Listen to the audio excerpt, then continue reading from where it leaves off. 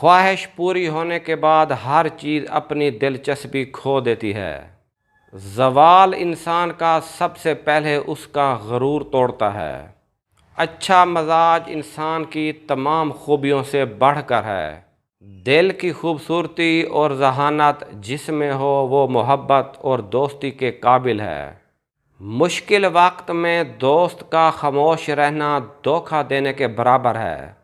آپ حکم دے کر اپنی بات منوا سکتے ہیں لیکن کسی کو اپنا احترام کرنے پر مجبور نہیں کر سکتے۔ عورتوں میں حیا حسن سے زیادہ اثر رکھتی ہے۔ کسی شخص کو جاننے کا بہترین طریقہ یہ ہے کہ اس کے ساتھ سفر کیا جائے۔ جو لوگ اپنے لباس کو اپنا ایک اہم حصہ بناتے ہیں وہ عام طور پر اپنے لباس سے زیادہ اہمیت نہیں رکھتے۔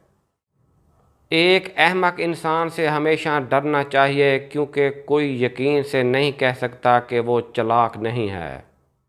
ایک ایماندار آدمی ہمیشہ سچ بولتا ہے چاہے وہ کتنا ہی تکلیف دہ کیوں نہ ہو۔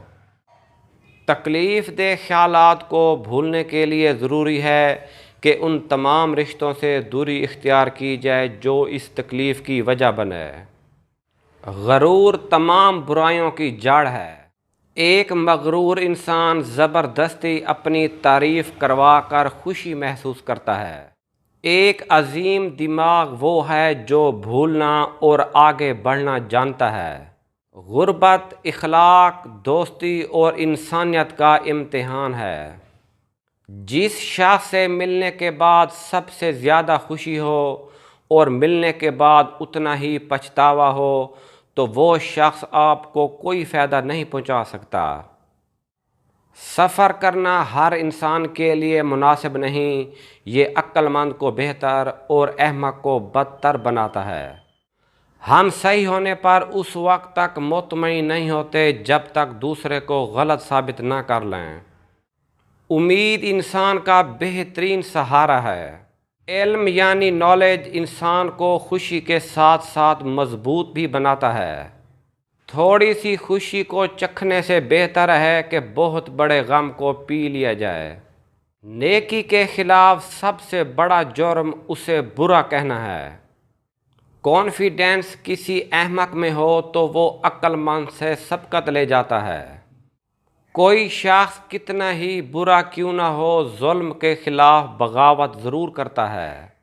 خود اعتمادی انسان کی سب سے بڑی طاقت ہے۔ ان لوگوں کو کوئی پسند نہیں کرتا جو ہمیشہ بے چین رہتے ہیں۔ مرنے کے بعد اچھے الفاظ میں یاد کرنا زندگی میں کیے گئے حقارت آمیز سلوک کا ازالہ نہیں کر سکتا۔ دوستی کے کوئی اصول نہیں ہوتے، کسی کو زبردستی دوستی پر مجبور نہیں کیا جا سکتا۔